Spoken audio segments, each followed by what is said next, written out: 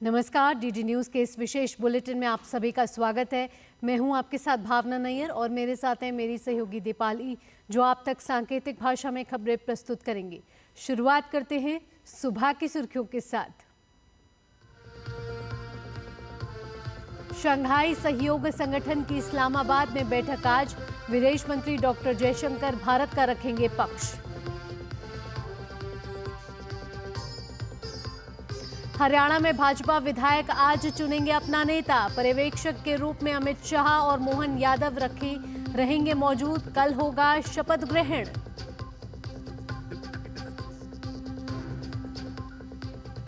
उमर अब्दुल्ला आज जम्मू कश्मीर के मुख्यमंत्री पद की लेंगे शपथ। गठबंधन के 8 अन्य विधायक भी लेंगे मंत्री पद की शपथ। महाराष्ट्र में प्रत्याशियों के नाम पर चर्चा के लिए भाजपा केंद्रीय चुनाव समिति की बैठक आज। कल प्रधानमंत्री मोदी की मौजूदगी में झारखंड के नामों पर हुआ मंथन। भारत और न्यूजीलैंड के बीच पहला टेस्ट मैच आज से। बेंगलुरु में होगा मुकाबला।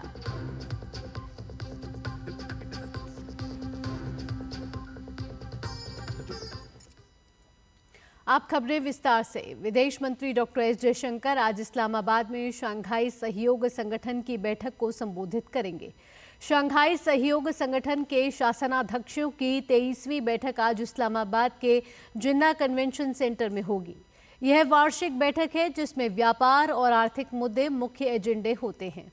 सम्मेलन की कार्यवाही एक ग्रुप फोटोग्राफ और पाकिस्तान के प्रधानमंत्री शहबाज शरीफ के उद्घाटन भाषण के बाद शुरू होगी।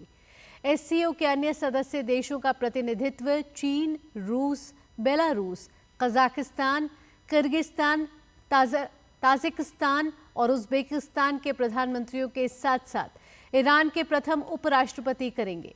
वहीं दोपहर बाद एस जयशंकर का दस्तावेजों पर हस्ताक्षर और आधिकारिक लंच में हिस्सा लेने का कार्यक्रम है। इसके बाद विदेश मंत्री नूर हवाई अड्डे से भारत के लिए रवाना होंगे। आपको बता दें कि 9 सालों में किसी भारतीय विदेश मंत्री की यह पहली पाकिस्तान यात्रा है। एससीओ समिट के इतर विदेश मंत्री डॉक्टर एस जयशंकर ने इस्लामाबाद में मंगोलिया के प्रधानमंत्री ओयुन एडन लवसराम सराय से मुलाकात की है।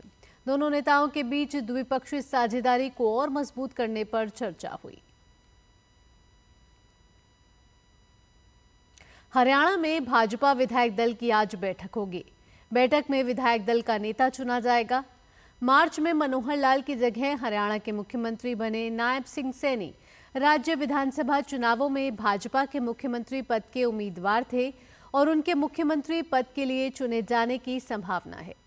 केंद्रीय गृह मंत्री अमित शाह और मध्य प्रदेश के मुख्यमंत्री डॉक्टर मोहन यादव हरियाणा में राज्य विधायक दल के नेता के चुनाव के लिए केंद्रीय पर्यवेक्षक हैं। पंचकुला में पार्टी कार्यालय में होने वाली बैठक में राज्य विधायक दल के नेता का चुनाव किया जाएगा। हरियाणा में नई सरकार कल शपथ लेगी। हरियाणा में हुए विधानसभा चुनावों में भाजपा ने तीसरी बार जीत दर्ज की है।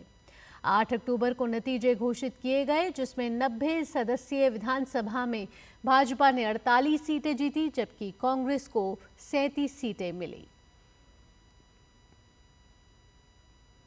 अब बात जम्मू कश्मीर की। नेशनल कॉन्फ्रेंस के उपाध्यक्ष उमर अब्दुल्ला आज सुबह जम्मू कश्मीर के मुख्यमंत्री पद की दूसरी बार शपथ लेंगे। अनुच्छेद 370 हटने और पूर्ण राज्य का दर्जा खत्म होने के बाद वह जम्मू कश्मीर केंद्र शासित प्रदेश के पहले मुख्यमंत्री होंगे।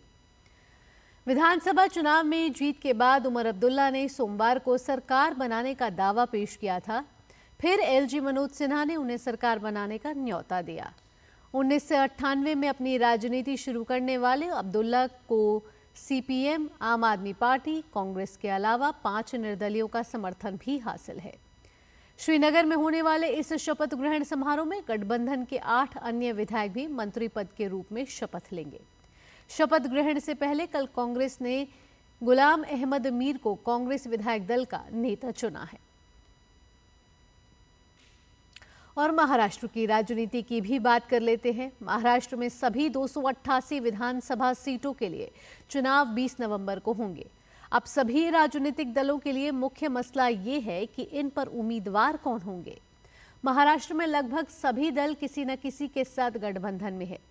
बीजेपी भी महायुति का हिस्सा है, लिहाजा सीट शेयरिंग करनी होगी।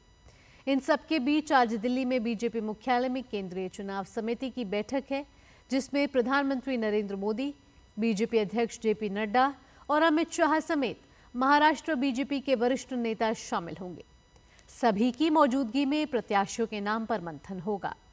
कहा यह भी जा रहा है कि महाराष्ट्र में बीजेपी की सहयोगी दलों के साथ सीट बंटवारे पर चर्चा हो चुकी है और ये काम लगभग पूरा है, लिहाजा जल्द ही इसकी घोषणा भी कर दी जाएगी। महायुति में बीजेपी के साथ एकनाथ शिंदे की शिवसेना और अजीत पवार की एनसीपी का गठबंधन है। 288 सीट वाली महाराष्ट्र विधानसभा में बहुमत के लिए 145 सीट की जरूरत होती है। वही बात 2019 के विधानसभा चुनावों की जाए तो यहां बीजेपी को 105, शिवसेना को 56, एनसीपी को 54 और कांग्रेस को 44 सीट पर जीत हासिल हुई थी। एआईएमआईएम, समाजवादी और एमएनएस जैसे कई दलों ने भी जीत का स्वाद चखा था। बात करें झारखंड चुनाव की तो बीजेपी यहां सरकार बनाने के लिए अपनी चुनावी रणनीति को लगातार धार दे रही है। चुनाव की घोषणा के साथ ही पार्टी ने बीजेपी मुख्यालय में केंद्रीय चुनाव समिति की बैठक बुलाई है। देर रात तक चली इस बैठक में खुद प्रधानमंत्री मोदी और जेपी नड्डा समेत अमित शाह के साथ झारखंड के बीजेपी अध्यक्ष बाबूलाल मरांडी, चंपाई सोरेन और अर्जुन मुंडा भी मौजूद रहे। काफी देर तक प्रत्याशियों के नाम पर विचार विमर्श हुआ। अब अगले 1 या 2 दिन में झारखंड के लिए पार्टी अपने प्रत्याशियों की पहली सूची सार्वजनिक कर देगी। सूत्रों के मुताबिक बैठक में झारखंड की लगभग 50 सीट के लिए उम्मीदवारों के नाम पर विचार विमर्श किया गया है और पहली सूची में 35 से ज्यादा उम्मीदवारों के नाम घोषित किए जा सकते हैं। कांग्रेस की तरफ से केरल की वायनाड लोकसभा सीट पर होने वाले उपचुनाव के लिए पार्टी महासचिव प्रियंका गांधी उम्मीदवार होंगे।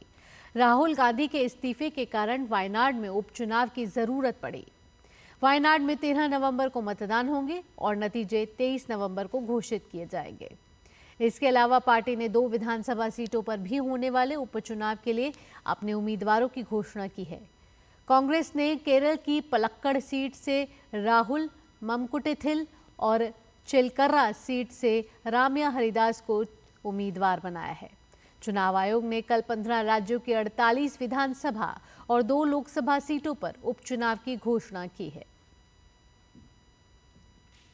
अंतर्राष्ट्रीय खबरों की बात कर लेते हैं। अमेरिका ने इजराइल को आगाह किया है कि उसे अगले 30 दिन के भीतर गजा में मानवीय सहायता की मात्रा बढ़ानी होगी, अन्यथा उसके लिए अमेरिकी हथियार तक पहुंच खत्म होने का जोखिम पैदा हो सकता है।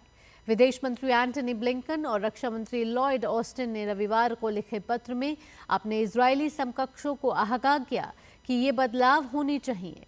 इस पत्र में मानवीय सहायता और हथियारों के हस्तांतरण के प्रति अमेरिकी नीति को दोहराया गया है। उत्तरी गजा में बिगड़ते हालात और इजराइल द्वारा मध्य गजा में एक अस्पताल के टेंट स्थल पर हमले में 4 लोगों की मौत के बीच ये पत्र भेजा गया है। रक्षा विभाग के एक वरिष्ठ अधिकारी ने कल कहा कि ब्लिंकन और ऑस्टिन ने अपने इजरायली समकक्षों को इसलिए पत्र भेजा है क्योंकि उन्होंने हाल ही में गजा तक पहुंचने वाली सहायता में कमी देखी है।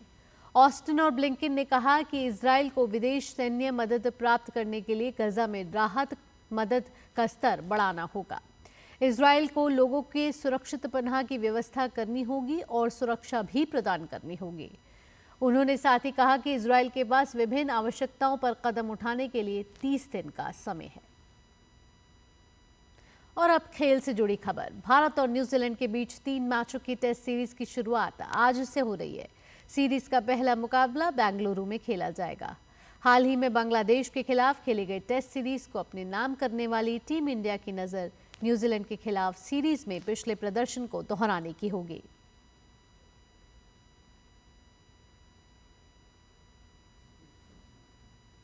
इसी के साथ इस विशेष बुलेटिन में इतना ही।